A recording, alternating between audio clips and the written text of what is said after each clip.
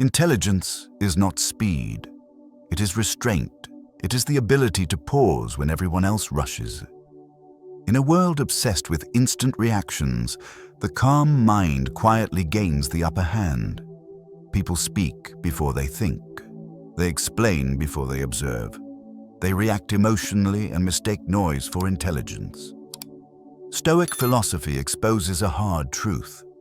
The person who controls their inner world will always outmaneuver the person who only controls words. There is a hidden advantage in not responding immediately, in choosing silence over impulse, in watching instead of competing.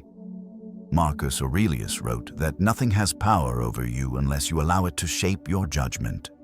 That single idea changes how you see conversations, conflicts, and even yourself. This is not about manipulating others or proving superiority. It is about mastering your reactions so completely that situations bend in your favor without force. In the next few minutes, you will learn 6 Stoic principles that sharpen perception, protect clarity, and give you a mental edge most people never develop. Listen carefully. Apply one principle today. The shift will be felt long before it is noticed. 1. The power of the pause. The moment you feel the urge to respond is the moment you should stop. That impulse is not intelligence speaking. It is conditioning. Most people confuse speed with strength. They believe answering quickly makes them look confident, sharp, and dominant. In reality, instant reactions reveal something else, a lack of control. When you react without pause, you allow the situation to lead you instead of the other way around. The Stoics understood this deeply. Epictetus taught that events themselves do not disturb us. Our judgments about them do. Between what happens and how you respond, there is always a brief space. That space is where power lives. Most people never enter it. They rush past it. Think about how often this happens in everyday life. Someone interrupts you in a meeting. A comment feels disrespectful. A message challenges your decision. The body reacts first. The chest tightens. The mind prepares a defense. Words line up before wisdom has a chance to speak. When you respond from that state, you are no longer choosing, you are obeying. The pause changes everything. A controlled pause does not mean silence forever. It means you take ownership of timing. You let the emotional wave pass before you speak. Even 2 or 3 seconds is enough to reset the balance of power. While others expect an immediate reply, your calm delay signals something rare: composure. In conversations, the person who pauses subtly takes control of the frame. The other side begins to fill the space. They reveal urgency, insecurity, or impatience. You gain information without asking for it. This is not manipulation. It is observation. Marcus Aurelius practiced this internally. He trained himself to slow down his judgments, especially when emotions surged. He knew that reacting quickly felt natural, but produced regret. Pausing felt uncomfortable, but produced clarity. You can practice this immediately. When provoked, relax your jaw. Drop your shoulders. Breathe once through your nose. Do not rush to correct. Do not rush to explain. Let the moment breathe. Then speak with intention, not impulse. Simple phrases carry enormous weight when delivered after a pause. Let me finish my thought. I'll respond to that in a moment. That's not accurate. Short, calm, final. Notice the shift. People stop pushing when they realize you cannot be rushed. They sense boundaries without you announcing them. The pause becomes your filter. It removes emotional noise and leaves only what matters. This is why the pause is more than a habit. It is a signal of self-mastery. Anyone can react. Very few can wait. When you control the pause, you control the tone. When you control the tone, you control the direction. That is not loud intelligence. It is quiet superiority. 2. Silence as a psychological weapon. Silence is uncomfortable for a reason. It removes distractions. It forces truth to surface. Most people speak to relieve pressure, not to communicate clearly. When silence appears, they rush to fill it. They explain too much. They justify themselves. They reveal motivations they never intended to share. The Stoics saw silence not as emptiness, but as a tool. When you remain silent after speaking, the balance shifts. In negotiations, the one who talks after stating their position weakens it. In relationships, the one who chases clarity loses leverage. In daily interactions, the person who cannot tolerate silence often exposes insecurity. Silence does not hide you. It places the spotlight on the other person. Consider a simple situation. You state a boundary. You give a number. You ask a direct question. Then you stop talking. No nervous smile. No follow-up explanation. No reassurance. Just stillness. What happens next is revealing. Some people rush to persuade. Some become defensive. Some grow irritated. Some suddenly soften their tone. All of that information appears without effort. You didn't interrogate. You didn't accuse. You simply allowed space. Marcus Aurelius warned against wasting words on what does not need explanation. He knew that constant speaking pulls you into other people's emotional currents. Silence keeps you anchored. It allows you to observe patterns instead of reacting to statements. Silence also protects your energy. Every unnecessary explanation hands control to someone else. It places you in a position of defense, even when you have done nothing wrong. The Stoic approach is different. You state what matters once, clearly. Then you let silence do the work. This does not mean withdrawing from life. It means choosing when your words are valuable.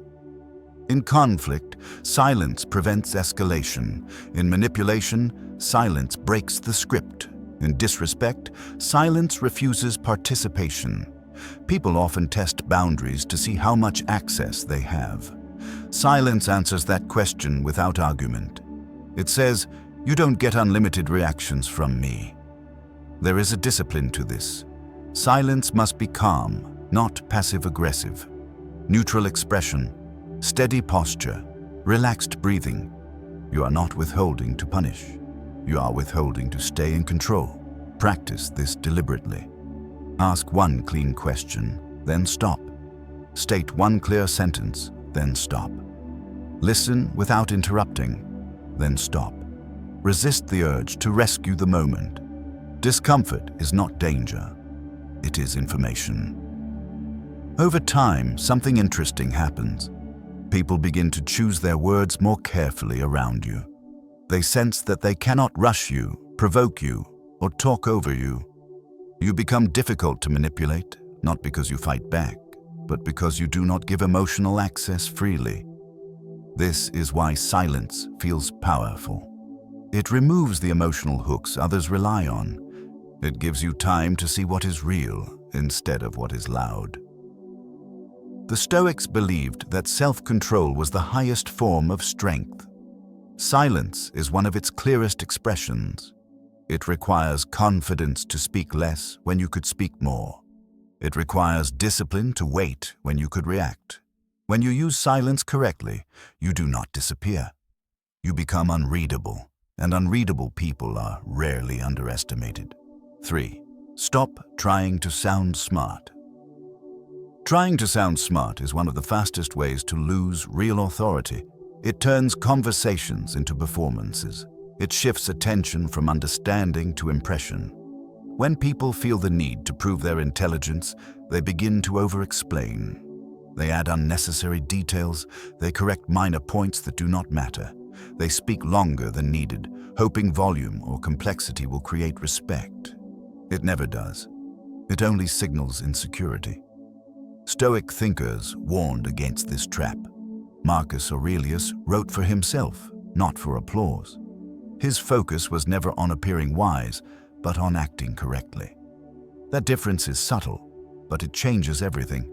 In real interactions, intelligence shows up as clarity. Clear people do not rush to speak. Clear people choose words carefully. Clear people are comfortable saying less.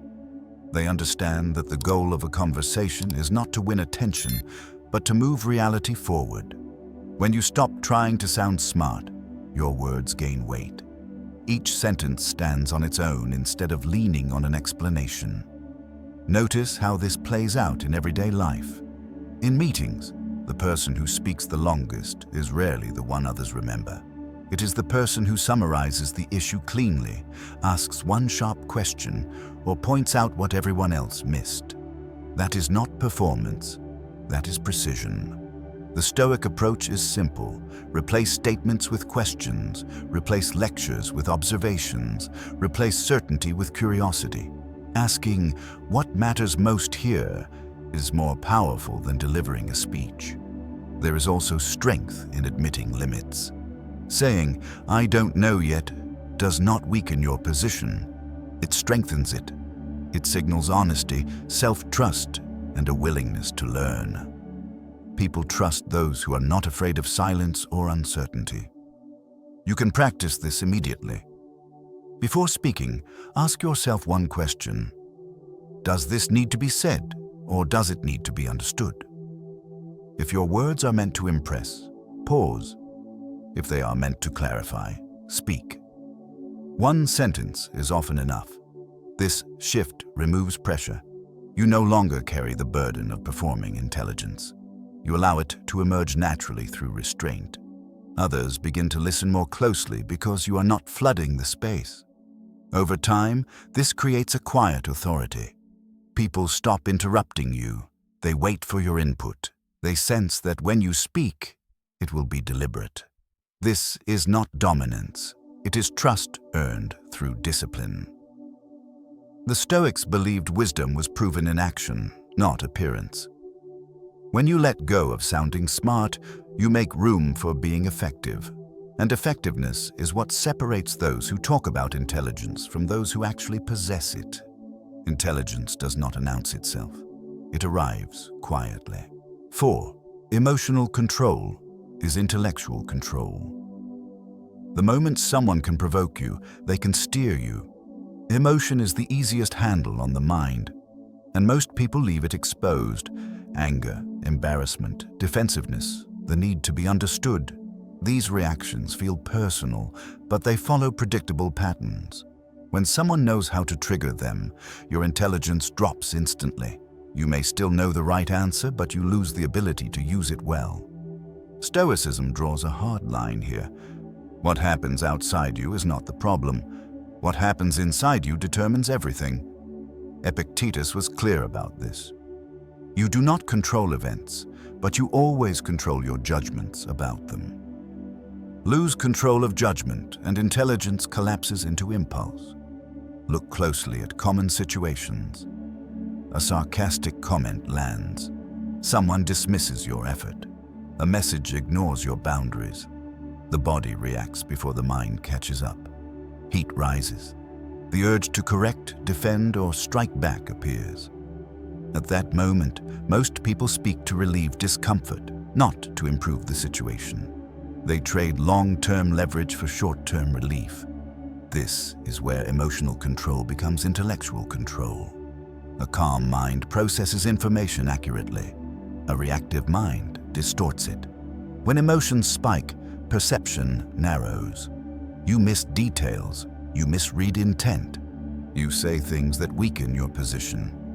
The Stoic goal is not to suppress emotion, but to prevent it from hijacking decisions. There is a simple internal reset you can use. Stop. Take one slow breath. Name the emotion silently. This is irritation. This is ego. This is frustration. By naming it, you separate yourself from it. You move from being inside the emotion to observing it. That small shift restores clarity. Now you can choose a response instead of acting out a reflex. This does not mean tolerating disrespect. It means responding without surrendering control. Calm responses are often firmer than emotional ones. A steady voice carries more authority than raised volume ever could. Consider the difference. Emotional response sounds like justification, sarcasm, or escalation. Controlled response sounds short, neutral, and complete. I don't agree with that. Let's stick to facts. We can continue when it's respectful. These statements do not explain themselves. They do not ask for approval. They close the door on emotional games. People who rely on emotional pressure quickly lose momentum when they realize it does not work. They either adjust their behavior or expose their intentions more clearly. Either outcome benefits you. Marcus Aurelius trained for this daily. He reminded himself each morning that he would meet difficult, selfish, or careless people. Not to become bitter, but to prepare his mind. Preparation is a form of respect for your own intelligence. You can adopt the same practice. Expect emotional friction. Plan your composure in advance. Decide what kind of person you will be under pressure. This removes surprise. And when surprise disappears, reaction weakens.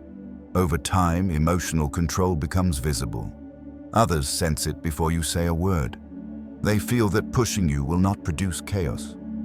They understand that access to your emotions is limited. This alone changes how people treat you. Intelligence is not only about thinking clearly in calm moments. It is about thinking clearly when conditions are unfair. Emotional control protects your reasoning when it matters most. If someone can trigger you at will, they own your attention. If you can remain steady, you keep your power. That steadiness is not passive. It is disciplined intelligence. 5. Observation beats opinion. Opinions are cheap, patterns are not, and intelligence lives in the difference. Most people rush to judgment. They hear a few words, feel a reaction, and decide they already understand the situation. This gives them the illusion of insight, but it blinds them to what actually matters. Stoic philosophy teaches the opposite approach. Suspend judgment, watch behavior, and let reality reveal itself over time. Words are easy to shape. Behavior is not. People promise support, but disappear when it costs them something. They speak about values, but violate them under pressure. They explain intentions while repeating the same actions. The Stoic mind does not argue with this. It records it. Marcus Aurelius warned against being impressed by appearances. He trained himself to strip situations down to what was actually happening, not what was being claimed. When you do this consistently, clarity replaces confusion. You stop wasting energy debating narratives and start adjusting based on evidence. This shift is especially powerful in relationships and social dynamics. Someone says they respect you, but interrupts you regularly. Someone claims loyalty, but only shows up when it benefits them. Someone apologizes, yet repeats the same behavior without change. An opinion reacts. Observation adjusts. Instead of confronting, convincing, or correcting, you quietly take note. You do not announce conclusions. You do not argue your way into clarity. You let patterns speak for themselves. Then you change how much access that person has to you. This is not coldness, it is precision. Observation also protects you from emotional manipulation. When you focus on patterns, guilt loses power. Confusion fades. You stop asking, why are they doing this? And start asking, what does this consistently lead to? That question produces answers without drama. You can practice this with a simple mental log. What did they say? What did they do? Did those two things match over time? If they align, trust grows naturally. If they don't, distance becomes logical instead of emotional. No speeches, no accusations, just alignment. Stoicism values truth over comfort. Observation delivers truth cleanly. It removes the need to win arguments or explain boundaries endlessly. You do not need agreement to act wisely. You need accuracy. When you stop forming fast opinions, something interesting happens. You become harder to mislead. People sense that exaggeration, charm, or pressure will not work. You are not impressed easily, and you are not reactive. This alone shifts the balance of respect. The quiet observer often sees the whole board, while others are busy defending a single move. You do not need to label anyone as good or bad. You do not need to confront every inconsistency. You only need to decide where your time and energy belong. That decision becomes obvious when you trust patterns instead of promises. Opinion creates noise. Observation creates leverage. And leverage, used calmly, is a form of intelligence most people never develop. 6. Detachment creates mental superiority. Needing less is the fastest way to gain control. Not control over others, control over yourself. Detachment is one of the most misunderstood Stoic principles. Many people hear the word and imagine coldness, indifference, or emotional withdrawal. That is not what the Stoics meant. Detachment is not about feeling nothing. It is about not being owned by what you feel and not being dependent on outcomes you cannot control. Most people give away their power through attachment. Attachment to being liked, attachment to being understood, attachment to winning, to approval, to closure. These attachments look harmless, even human, but they create invisible levers. Once someone knows what you need, they know how to pull you off balance. Detachment quietly removes those levers. Marcus Aurelius wrote repeatedly about this. He reminded himself that praise and criticism come from the same place. Other people's judgments. And other people's judgments are not under your control. The moment you depend on them, your peace becomes fragile. Look at how attachment shows up in everyday life. You over-explain because you want to be seen as reasonable. You stay in conversations that drain you because you want to be fair. You chase clarity from people who give mixed signals because you want resolution. None of this is weakness of character. It is a lack of detachment. Detachment begins with a simple internal decision. I will not beg for certainty from what is uncertain. When you adopt this stance, your behavior changes naturally. You stop sending long messages to justify yourself. You stop reopening conversations that have already shown you their outcome. You stop trying to rescue relationships, reputations, or situations that consistently cost you dignity. This is where mental superiority emerges. Detached people are hard to manipulate because they are not desperate for a specific response. They do not need validation to proceed. They do not need permission to move on. Their calm does not come from confidence alone, but from independence. Consider the contrast. An attached mind asks, "What do they think of me?" A detached mind asks, "Does this align with my values?" An attached mind waits for reactions. A detached mind chooses actions. An attached mind feels pulled. A detached mind remains centered. This does not mean detachment removes care. It refines it.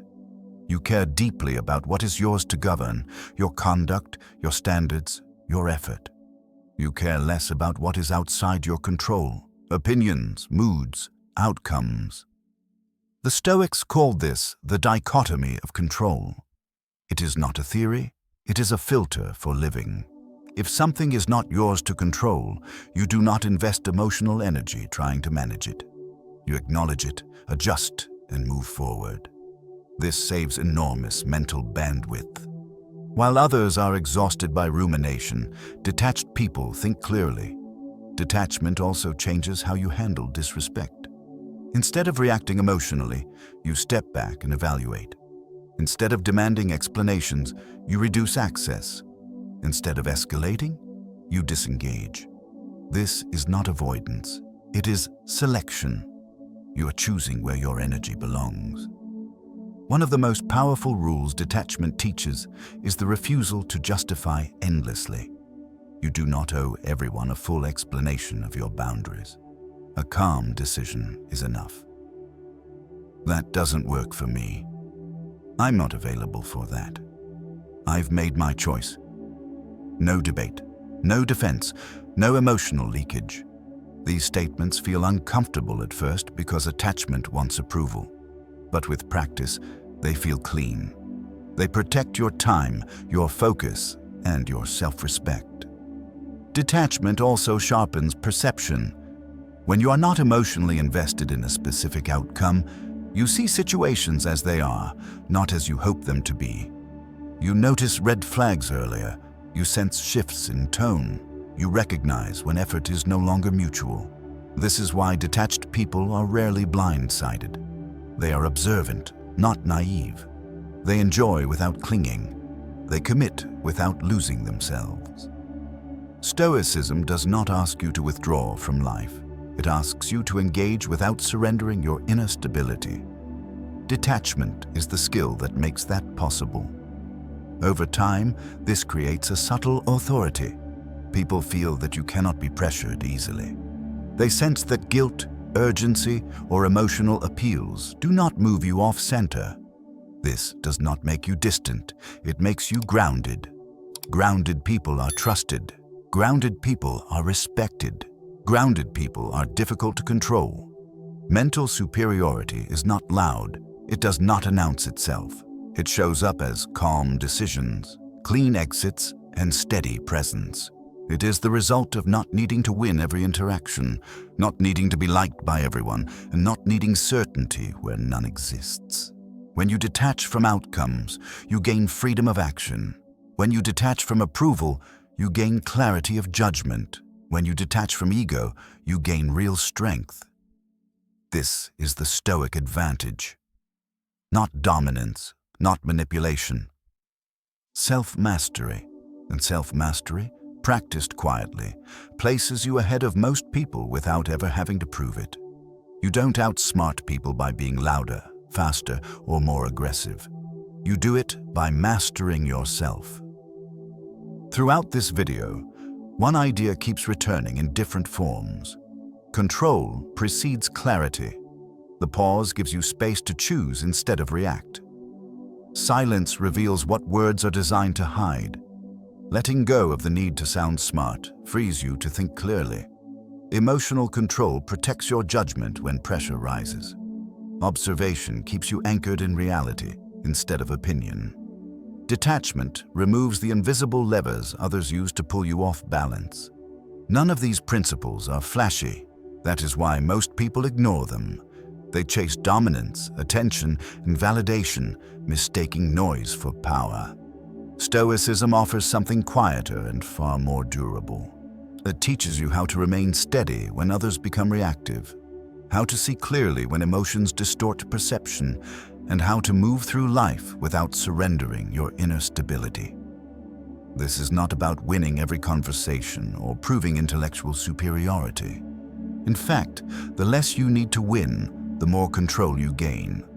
When your sense of worth no longer depends on reactions, approval, or outcomes, you become difficult to manipulate and impossible to rush. People feel this before they understand it.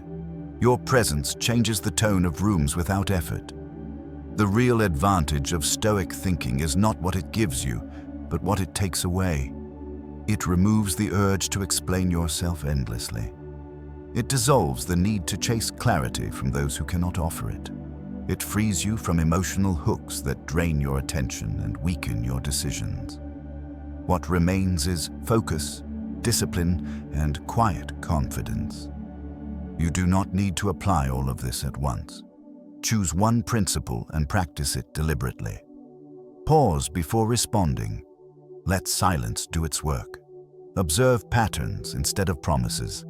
Detach from outcomes that are not yours to control.